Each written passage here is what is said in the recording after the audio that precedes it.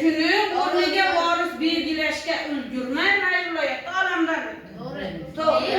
Keyin tavba solig'ini Amir Temurdan keyin Abdulatif tikladi. To'g'rimi? To'g'ri. Noto'g'ri fikr. Chunki Ulug'bek tiklagan edi. Buning evaziga xalqdan olinadigan yer solig'ini kamaytirgan. Oltinchi savol. Mirzo Ulug'bek fojiali ravishda halok bo'lgan.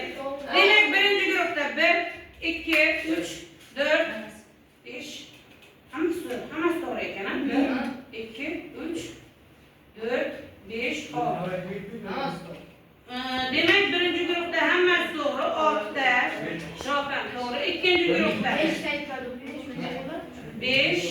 25 to'g'ri. Bitta noto'g'risi bor ekan. Demak, 5 ta bor. Bir.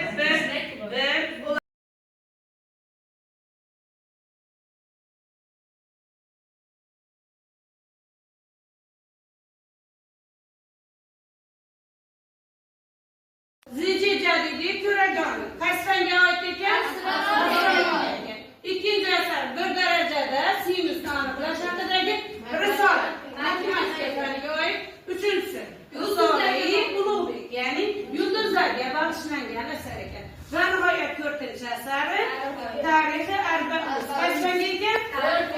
Faniga oid asarlar yaratgan ekan. Biroq ilm fanda u avvalo buyuk astronom sifatida mashhur bo'ladi. Ulug'bek osmon jismlarini kuzatish maqsadida Samarqandda rasadxona qurdirgan edi. Rasadxonada olib borilgan kuzatishlar natijasida Ulug'bek mashhur asari Zich deb nomlangan asarni dunyoga mashhur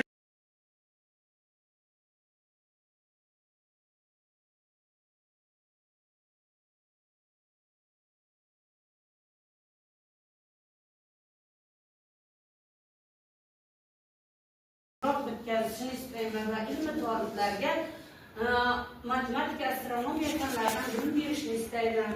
Shuning uchun ham ko'nglimni teskarki, men madrasani qurilishga o'z ishtirokimni qo'shyapman degan hikoyalar keltiriladi. Demak, qarang, 100 dan ziyod talaba o'qigan madrasada birinchi darsni Mavlono Havofiy beradi. 90 ta talabaga dars o'tadi. Birinchi darsida. Demak, Mavlono Havofiy keyinchalik o'z zamonasining taniqli kishilari Abdurahmon